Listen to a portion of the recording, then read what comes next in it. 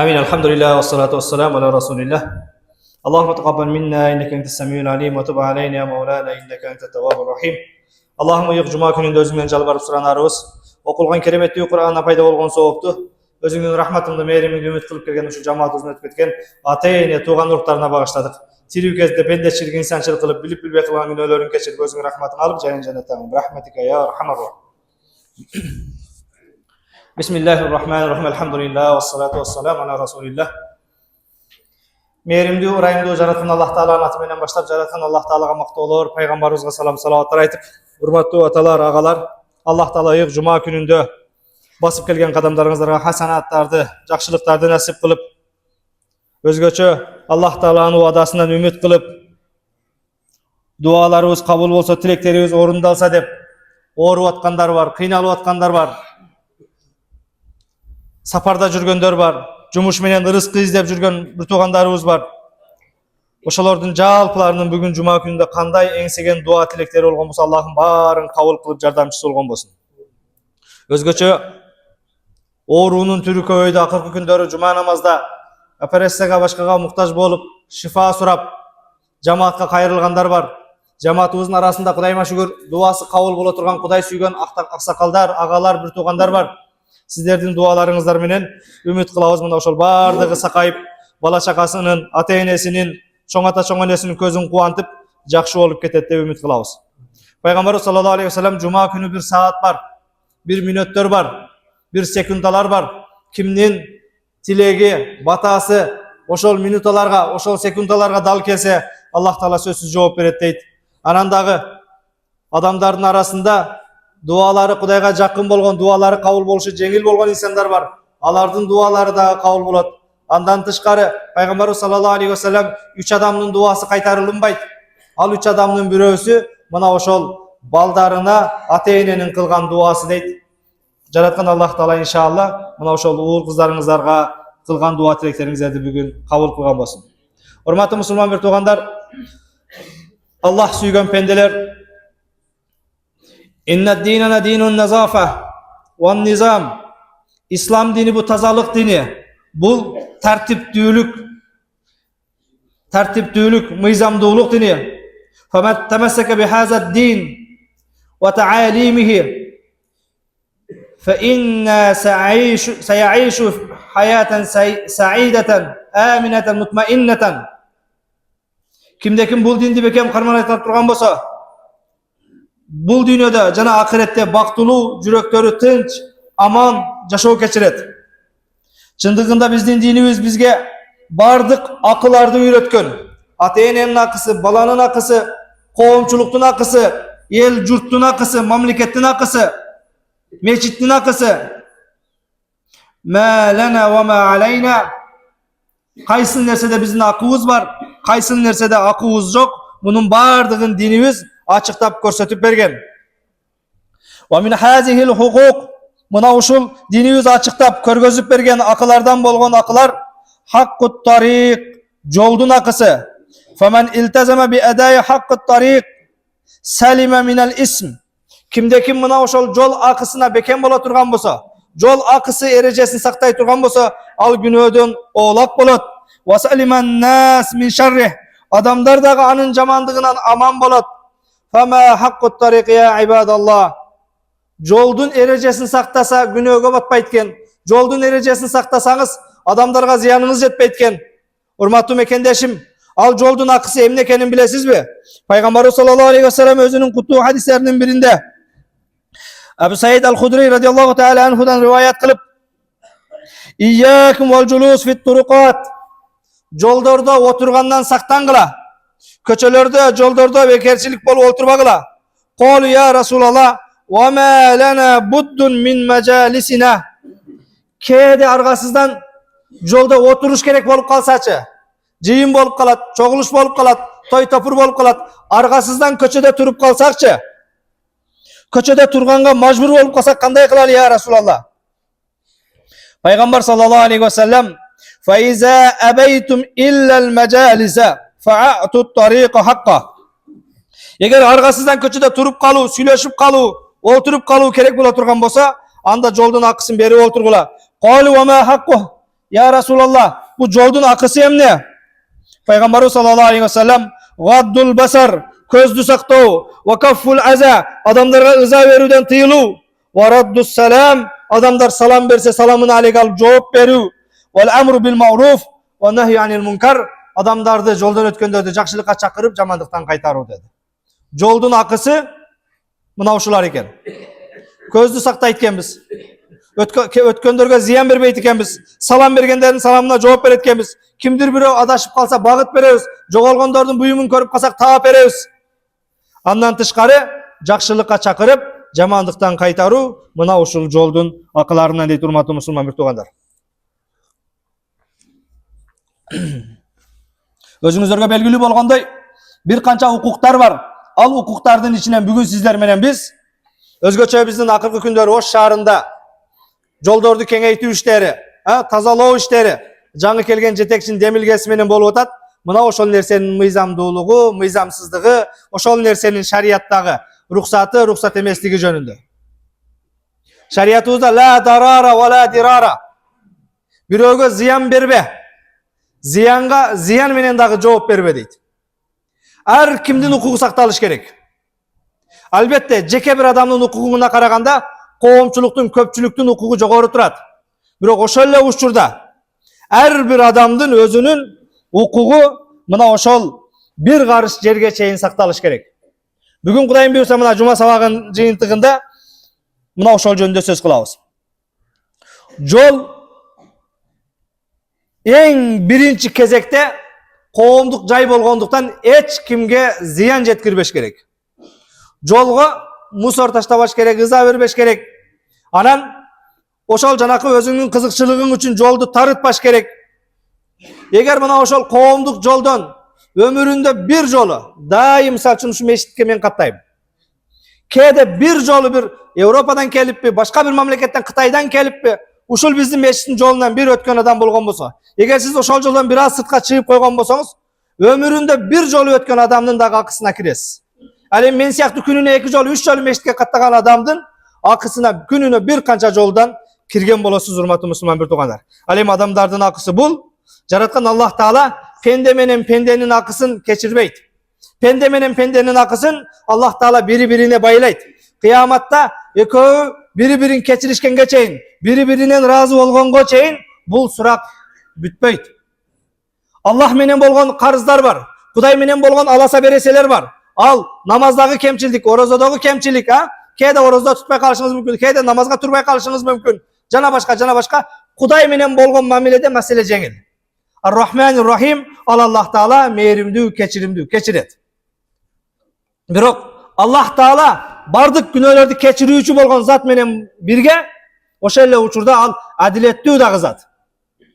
Эгер менин акыма кирген болсоңуз, аны менден сурабай туруп, мени менен рухсат албай туруп, Аллах Таала өзү каалагандай кечирип жибере бербейт.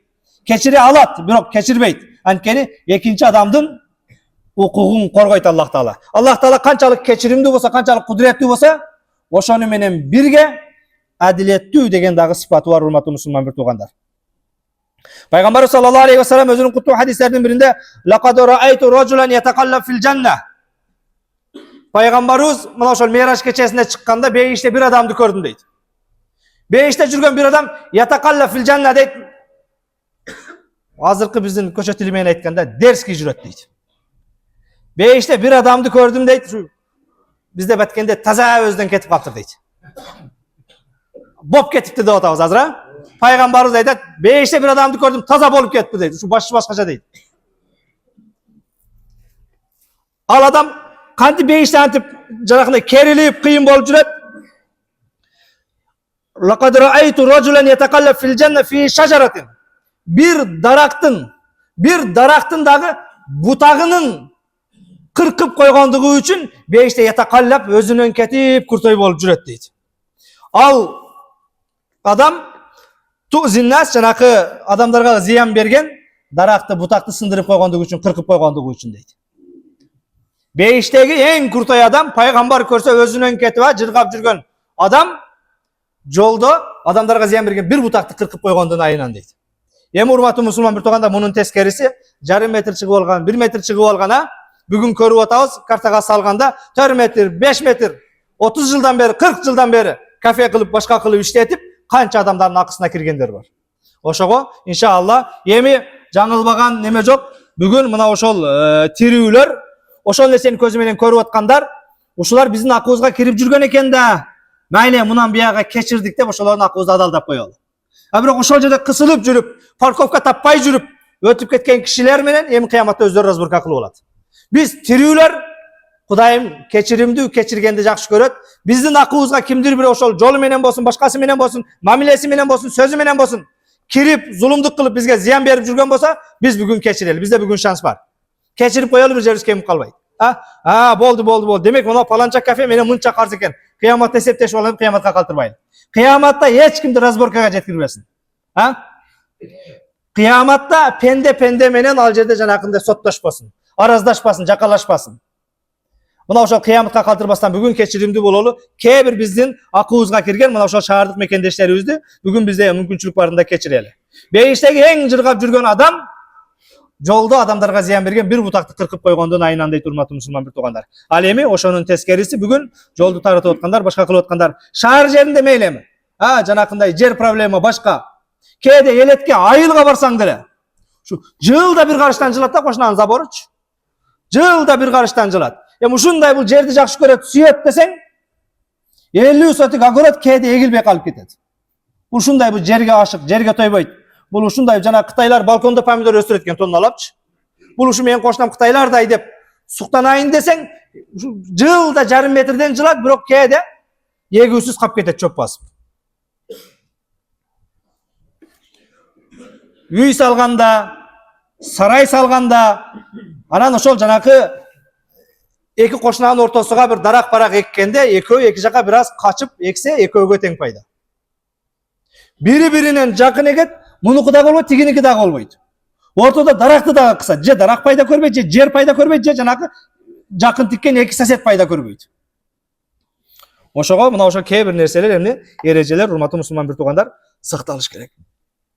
Шариятыбызда кошунанын акысы, оң жак, сол жак ар биринин өз-өзүнчө акылары бар.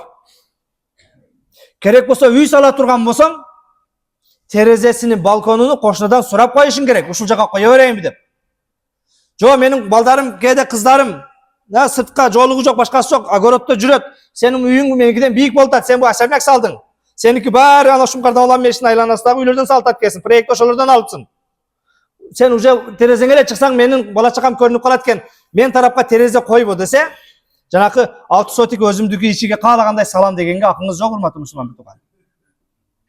Керек болсо, бийигирээк дарагыңды бутаймын десең, бир күн мурда кошунанын эшигин такылдатып эскертип коюш керек. Кошуна эртеге келин кыздарың кирпир жуа турган болсо, жеңин түрбөй, жолуң салынып чыгып турсун огородуга, эгер руксат берсең, эртеге мага дем алыш эле, выходной эле, ушул теректеримди, дарактарымды бутап алайын деп. Анткени бул мына ошол кошунанын акысы. Өзүмдүн дарагым, өзүмдүн огородумда бийик вишке коюп алып чыгып элдин баарын тамаша кылганга ага руксат жок. Керек болсо, үй салганда терезени кошунадан сурап коюшуң керек. Ал эми биздикилер коркпостон 5 метр, 4 метр каалагандай чыгып, жылдап мамлекеттин акысын, коомчулуктун акысын пайдаланып жүрөт. Бул нерсе, урматтуу мусулман бир туугандар, жакшы эмес. Мунун акыбети эртең кыяматта өтө чоң, ошол нерсени баардыгыбыз эске алалы. Пайгамбар саллаллаху алейхи ва саллям кимде ким ажатын өтөөнү каалай турган болсо, daaratка баргысы келе турган болсо, анда жолго daarat ушаткандан сактансын. Адамдар көлөкөлөй турган жерлер, остановкалар, Пайгамбар саллаллаху алейхи ва саллям өзүнүн кутуу хадисинде иттакул малаина салас, 3 Аллах Таала тарабынан каргышка калган иштен сактангыла. Аллах Таала каргаган 3 иш бар. Ал албараза фил маварид, су ага турган арыктарга ажатын өтөө. Ак бурага, жуунуп ат ошеге кое бербеш керек. Каналдарга, латокторго, өзгөчө кээде жол пробка болуп калып, мына учар менен чыгып туруп, деу менен барып, жапалакка кирип кетип атам. Мына жана Мүрзөкананын асты ушу неме менен барат. Ак бура мен көзүм менен көргөнүм. 2-3 аксакал алып чыгып үйүнө мусурдап туруп акбурак ыргытып атат. Видеого тарып интернетке койсоң эми ит болосуң. Дамыл эми 80ге чыккан аксакалды тартуу депчи. Атайын мусурга акча төлөнөт, башка болот, жума сайын келип мусур чогултуп кетет, башка кылат. Бул ошол неме Араванга өтүп кетет ошол суучу. Мен өзүм Араванын гүлбарында жашайм, ошол суудан суу ичем. Бизде кран жок, арыктан эле ичебиз. Пайгамбар саллаллаху алейхи ва саллям Аллах Таала тарабынан каргышка калган 3 иштен сактангыла. Анын бирөөсү ал-бараза фил маварид, агып аткан суулар ага турган латокторго, каналдарга ажатын өтөө. Ал кандай гана болбосун. Ва qaриатит тарик, жолдун боюна, жолдо туруп алуу эле. Өзгөчө мына Ош-Бишкек жолунда башкада барасаң, шарт эле машинасын токтотуп, көзүн жумуп алып, өзүгө караңгы кылып алып, жанакындай каалагандай бошото бергендер бар. Жарыңда аял бала чакаң бар, таксиде коомдук жай, келин кыздар бар. Уялбастан каалагандай жанакындай даратын бошото бергендер бар. Аллахтын каргышына калгандар экен ошолор. Вазил, зил деп бул жанакы парктар, остановкалар, адамдар көлөкөлөй турган жерлер, адамдар эс ала турган жерлер. Ошол жерлерде бизде Сулайман тоо, биздин Сулайман тоодо шамдан кийин ажатын өтө эмес, башка бир жанакы ажаттарындагы өтөп атканын түндө эмес, кээде күндүзгүлөрүн да интернетке коюп баарыбыз талкуулап аттык. Арам. Кудай Таала тарабынан каргышка калган иштер. Пайгамбар саллаллаху алейхи ва саллям "Ман аза муслимина фи туруқихим ваджабат алейхи ла'натухум." Кимде-ким мусулмандардын жолунан пайдаланып, мусулмандарга бир зыян жеткире турган болсо, аларга ошол мусулмандардын каргышы тийди дейт. Бүгүн кээде иш жүрүшпөй аткан болсо, бүгүн кыйналып аткан болсоңуз, бактысыздык болуп аткан болсо, жеңе менен келише албай аткан болсоңуз, кичине заборлорду карагыла. Огороддон карагыла. Дарбазаны сал ичкерээк жылдыргыла. Кимде-ким мусулмандардын жолуна зыян бере турган болсо, ваджабат алейхи ла'натухум, алардын каргышы ал адамга сөзсүз тиет дейт. Жол салганда эң сооптуу иштердин бири бул жол салуу. Бирок ушул кайсыл гана сооптуу иш болбосун шариятта Кудайдын ыраазычылыгы үчүн кылсаң. Бирок мына ушул жол салууда Кудайдын ыраазычылыгын максат кылбасаң дагы, шайлоодон добуш алыш үчүн, жана башка атаңдын атын коюш үчүн, адамдарга мактаныш үчүн дагы жол салсаң дагы сообу боло берет дейт. Ниети Кудай үчүн эмес. Эмне үчүн сооп боло берет десе, анткени ошол жолдон Кудайга жаккан бирөө өтүп туруп, баракалла жакшы кылып коюптур деген болсо, ошол жакшы адамдын урматыга мактанып кылсаям, добуш алыш үчүн кылсаям, атасынын атын коюш үчүн тегиздесеям, асфальттасаям, жанакы жакшы адам, рахмат, жакшы кылып коюпту, тегиздеп коюпту деген жакшынын дуасынын урматына сооп бара берет дейт. Болбосом шариятыбызда ар-рияу ширкул асгар, мактаныш үчүн, бирөөгө эмне кожо көрсүн үчүн кылынган амал бул Кудайга шерик кошуу менен барабар. Биз кандай гана сооп ишти кылган болсок, намаз болобу, орозо болобу, жараткандан сообун үмүт кылышыбыз керек. Эми аксакал болуп калдым, көз көрүнүп коеюн, кошуналардын баары чыгып атат экен, мен ham чыгайын деп туруп, элден коркуп, элден уялып келе турган болсок, анда сооп жок, бул ширк. Кудайдын астынан милдетимди аткарайын деп жумага келген болсок, анда сообун алабыз. Бирок жол салууда, коомго бир пайдасы тие турган иштерде мактаныш үчүн кылсаңыз дагы сооп болот экенсиз, мына ушундай иштерде. Ал эми мына ошондой болгон сооптуу ишке ушунун тескериси зыян бере турган болсоңуз, ваджабат алейхи ла'натухум, адамдардын каргышы ал адамга сөзсүз жетет дейт. Кудай сактасын. Пайгамбар саллаллаху алейхи ва саллям ла дарара ва ла дирара, бирөөгө зыян бербегиле, зыян бергендерге зыян менен дагы жооп бербегиле дейт, урматтуу мусулман бир туугандар. Пайгамбар саллаллаху алейхи ва саллям мен ахаза шибран минал арди зулман, ким зулумдук менен бирөөдүн бир карыш жерин алып кое турган болсо, fa innahu yutawwaquhu yawmal qiyamati min sab'i aradin, Аллах Таала ал адамды кыяматта 7 кабат жер менен орап, жанакындай эмне азаптайт дейт. Бир карыш жерди бирөөдөн зулумдук менен алып койсо. Зулумдук дегенде бул чоң кичине дебестен, жетекчи эмес дебестен бардыгыбызга бирдей, Бул жолдоп туруп эле мананан биягын өткөрүп алалы, мананан биягынан андай кылалы деген болбойт. Жеке адамдардын укугу, ар бир адамдын жанагы бир карыш жери болсо дагы, бир карыш эмес, андан кичине болсо дагы эмне болуш керек? Сакталыныш керек, урматтуу мусулман бир туугандар. Аби Умама Пайгамбар саллаллаху алейхи ва салламдан жеткирет. Ман иқтата хаққа имриин муслимин бияминихи фақат аужабаллаху лаху нар ва харрама алейхил жанна. Кимде ким жалгандан касам ичип, жер талашып кеттик карака көз. Бардым дагы şariat boyunca kazı bundan dalil suraydı. Kızıl kitabın başkasını ko'rsata almay kaldı. Meniki ile çoğ atamdan kalgan, ana atasından kalgan, ömür boyu bizden jeriyle bugün ele şu kardamla oşko iman bolup kelip koydu dedi. Biroq dalil dey almay attı çoğ atasından kalgan. Bu dalili yok, güvesi yok. Dalil dey albagandan keyin kazı bana kayırlattı, bunun dalili yok eken koy otur deydi. Yemi sende var dalil deydi. Sen hem kasam iş deydi. Kuday küve meniki desen jer seniki deydi. Ana ne deyim ben? Kuday küve jer meniki bu Muhammed Ali Jönlü meni jetalaştat dedi. Şariat bana hüküm çıkarıp koyuyor. Kazı bana hüküm çıkarıp koyuyor. Ankeni Müslüman adam jönlen jön kuday küve kuday ursun debeyt deydi. Biroq bu derece bugün işleymiş debeybi. Ha bugün ölüp keteyine agar men kılgam jok deybiz ha. Peygamber sallallahu aleyhi ve sellem aytat. Kimde kim men iqtata'a biraz jerdi kasam menen alып koya turgan bolsa deydi. Kuday küve meniki de alып koya turgan bolsa Allah Taala al adamdı beyişten alıstatıp tozakka kirgizet deydi. Al adamdı fakat evceballahu lehun nar ve harrama aleyhil cennet. Tozakты mildet kılıp cennette haram kılat al adam üçün deydi. Fakale lehu racul oşal jerde uşul hadisni ugup turgan bir bala aytdı. Fa in kana şey'en yasiran ya Resulallah. Yeme ya Resulallah bir salele nerse olsaçı dedi. Jengil kişinekeyle nerse olsa şoğa kasam içip koysam şunday bolup tozak bolup kalaverew dedi. Peygamberimiz sallallahu aleyhi ve sellem fa in qadiban min arak eğer bir misvakçalık çıpalakçalık bir nerseni alıp koyup uşintip kasam içse dağı kapeyka üçün dağı degen söz. Allah Taala tozakta cennette haram kılıp tozakka kirgizet deydi. Hurmatlı Müslüman bir tugandar. Peygamber sallallahu aleyhi ve sellem Abu Hurayra jetkirgen hadiste la tuaddunnal huquqa ila ahliha yawmal kıyamati. Kıyamata sözsüz birbirlerin hakkınlardı beresingler. Bugün sottan utup aldın, bugün biligin var, bugün küçüğün var, bugün sekin pulun varken berip koydun, tanışın köp, utup aldın. Kıyamata sözsüz birbirlerin hakkınlardı beresingler. Hatta yuqada lişşatil celha minaşşatil qarna. Kerek bolsa janakı müyüzü yok kaleçkiler, müyüzü yok koy menen eçki, müyüzdüğüden dağı ölçün alat deydi.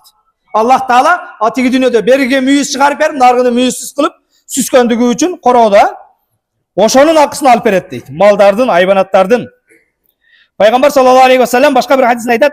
Men kânet lehu mazlemetun li ahadin min ardihi ev şey'in felyetehallelhu minhu'l yevm. Kimdir biröwünün namusuna tiyip sögüp koydu, basıntıp koydu, buzuku dep koydu, korrupsioner dep koydu, taktalbagan bir malumatlar menen, sözler menen. Namusuna tiydiniz. Ha bul bolbogur dediniz. Jok jerden uşunday sözü aytıp koya turgan bolsa, felyetehallelhu'l yevm. Bugün akыңарды adaldaşıp algıla deydi. Oşonda men sen jalgandan ele korrupsioner dedim edim. Oşonda men sen jön ele uruşup ketip zınakor dedim edim. Oşonda men seni jön ele bul adam emes dedim edim. Geçirip koy taksir dep bugün adaldaşıp algıla. Qabla an la yakuna dinarun ve la dirham. Dinar, dirham, som, rubl, dollardın paydası tibey kala turgan künge çeyin. İn kana lehu amalun salihun uhiza minhu biqadri mazlamatihi. Eğer buna oşol janakı zulümdük kılgan, sökkön, jala japkan adamdın jakşı soğuk işleri ola turgan bolsa, kıyamat anın soğuplarını alıp durup janakı belki japa çekkenге beret. Ve in lam takun lehu hasanat. Janakı jala japkanda soğuk işleri jok ola turgan bolsa, uhiza min sayyiati sahibihi fahumila aleyh. Janakı bu dünyada japa çekken, unçukpay kalgan, korkup kalgan insandın günölerini alıp durup narkı jala japkanga жүктейт deydi. Soğuğunuz bolsa soğuğunuzu aldırat kes. Soğuğunuz jok bolsa anda anın günösünü alуу menen төлeyt kes. Peygamber sallallahu aleyhi ve sellem kimde kim biri menen arazlaşkan bolsa, kıyamatta akçanın, baylıktın paydası tibey kalıp, soğup menen töleş gerek bolgan gününgө kelgenge çeyin, bugün adaldaşıp algıla, keçirişip algıla deydi. Eğer bugün adaldaşpasak, al jerde je soğuğun menen төлeyt kesin. Soğuğunuz dagı jok, pustoy bargan bolsanız, anda anın günöleri sizge alınat.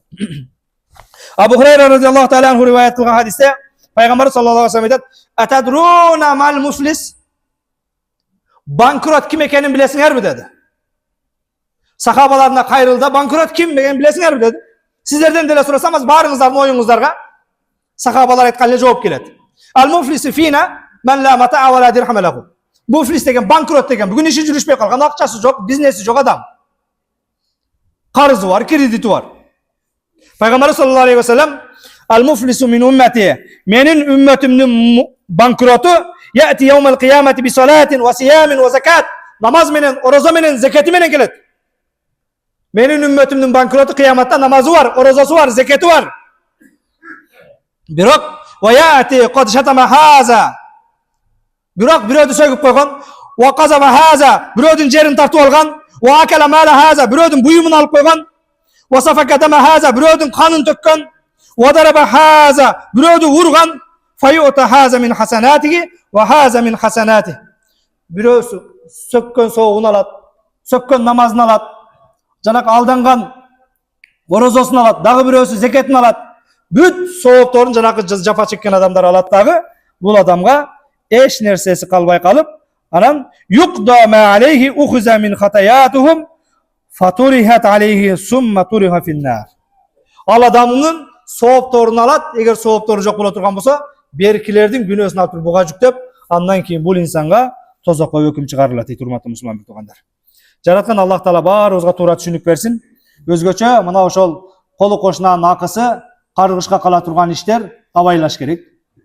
Анан мына ошол келечек муун үчүн бүгүн шаарыбызда бир жакшы иштер болуп атат. Кээ бир адамдарга бир аз бизнесине башкасына кыйынчылык келген менен, бирок жанакы эмне ахаффу дарарайн деген нерсе бар. Бул жерде канча адам пайда көрүп атат, анын магазини бузулганда канча адам пайда көрүп атат. Өзгөчө мына акыркы жылдары менин мына Ошко келгениме 5 жыл болгон болсо, мына ошол 5 жылдык Ошто жашаган тажрыйбамдын акыркы 2 жылында пробка аябай көбөйүп кетти. Эми күн сайын машина көбөйүп атат. Мурда өзүңүз айдасаңыз, сиз да болуп кеттиңиз дагы, азыр жеңеме да бирди мингиздиңиз. Анан ошол бир жерге барсак дагы баардыгыбыз чогулуп бир машина менен барбастан, ар бирибиз бирден машина менен барып, кайсыл жерге кафеге барабызбы, мечитке барабызбы, башкага барабызбы, баардык жерде проблема ошол парковка. Ошого иншалла мына ошол шаар үчүн болуп аткан кээ бир иштерди туура түшүнүү менен, бирок ошол эле учурда өзгөчө биздин мечитте мына ошол жетекчилерден дагы бар. Мына ошол абайлайлы, этияттайлы. Мына ошол зыян бербеген болсо, башка болгон болсо, ар бир адамдын жанакы чыпалакчалыга сантиметр болсо дагы укугу корголуш керек. Муну дагы эске алыңыздар. Бирок кээде коомчулуктун акысы турганда, жеке бир адамдын акысы бир аз эмне болуш керек? Төмөнүрөөк болуш керек. Курсактагы балага караганда, ошону төрөй турган эненин укугу жогору турат. Эгер төрөсөң өлүп каласың дей турган болсо. Ошондо шарият жанакы аборт кылып алып салганга уруксат берди. Анткени анын тирүү төрөлүшү пока күмөн, ал эми тирүү жашап аткан адамдыкы бул гарантия. Ошондой бир эки зыяндын жеңилиреги алынат. Мына ошол сизге караганда коомчулукка, көпчүлүккө пайда болуп аткан учурда мына ошол шаарыбыздын бир келечеги үчүн, ген план үчүн бир аз кээде жардам берип кол кабыш кылалы. Ошол нерсени эске алыңыздар. Андан тышкары мына ошол кафеге барасыздарбы, мечитке барасыздарбы, мектепке барасыздарбы, университетке барасыздарбы, адамдарга зыян бербегендей коюңуздар. Буга чейин дагы айттык элек, өзгөчө биз жума намаздар көп причина алабыз. Эми Кудайыма шүгүр биздин мечиттин айланасы го кеңири. Бирок жанакы айланасы тар болгон, өзгөчө кечээ көрдүк, бир мечит жолдо эле турат экен, Ал мечит эмес башка нерсе болсо дагы коомчулуктун акысына кирген болсо бузулуш керек. Пайгамбарыбыз саллаллаху алейхи ва саллям ошол Маккадан Мадинага көчүп келгенде, мына ошол бүгүнкү күндөгү бардыгыңыздар ажыга, умрага барганда пайгамбарыбыздын кабырына барып салам айтып атасыздар. Ошол жер бир жетим балдарды болгон. Булар жөн эле берет, я Расулалла, ушул жерге жактырган болсоңуз жашай бериң. Пайгамбарыбыз ошол жерди кой дейт, бул бирөөнүн акысы алганга болбойт деп сатып алат. Ошого иншалла жанагы биздикилер жомок кылып, уламыш кылып айтып жүрбөйбү? Меккеге барганда кыргызстандактардын эмнеси жанакы гостиницасы бекер экен, анткени булар Каабага ошо биздин чоң аталар не берген экен, жер берген экен депчи. Мына ошол жер бергенде эмне ошол бул Аллахнын үйү башка, бирөөнүн акысына курулунбайт. Алар алган болсо ар биринин акысын берип сатып алынып салынган. Ошого мечит болобу, башка здание болобу, эгер коомго зыян келип аткан болсо, ал жылдырылыш керек, түрттүрүлүш керек. Ошол нерсени эске алыңыздар. Жараткан Аллах Таала баардыгыбызга пайдалуу бир жашоо насип этсин. Анан өзгөчө мына жолго мусор таштаган, башка кылган, ыза берген бир күнөө экендиги, ал эми ошол эле учурда адамдардын бир жолун кеңейтип койгон, адамдарга ыза берген нерсени, бир мусорду башканы алып койгондун пайда экендигин дагы айттык. Пайгамбарыбыз саллаллаху алейхи ва саллям лaqad ra'aytu rajulan yataqallab fil janna, бейиште бир адамды көрдүм, өзүнчө куртой болуп жүрөт, жыргап жүрөт дейт. Bir daraqtın butağın adamlarga ziyan vermesine kırkıp koygandıgın ayınan deydi. Subhane rabbika rabbil izzati amma yasifun ve selamun alel murselin velhamdülillahi rabbil alamin. Jaratkan Allah Taala bardığımızga paydalı berekeli yaşao ver. Bilip bilbey kılgan günölerimizni keçir. Allah'ım mına oşol koomçuluk menen Allah'ım jumuray jurt menen ıntımak bolup, birimdik bolup, biri-birimizni түшүнүп жашаганды насип et. Allah'ım biri-birimizge bir ziyan berбей жашаганды насип et. Allah'ım koşnalar menен ынтымак жашаганды насип эткениң. Allah'ım эртең бул дүйнөдө бул инсандар менен кандай кошуна болуп, бир тууган болуп, агайын болуп жашап аткан болсок, бейиш бактарында да кошуна болуп, ынтымак болуп тирилгенди, өзүңнүң рахматыңа, мээримиңе татыктуу болгонду баардыгыбызга насип кылгын. Ва саллаллаху тааля аля хайрил Мухаммад ва аля алихи ва сахбихи ажмаин би рахматика я архамар рахимин. Амин. Аллаху акбар. Урматтуу мусулман бир туугандар, 28 февраль күнү тарава окуйбуз. Ага чейин да жума намаз келет. 1 март күнү орозо иншалла. 1 март күнү орозо. Бул айдын жаңыруусуна карап бир күн өзгөрөт. 28 күнү кечинде кайрадан дагы жаңыдан приказ келет.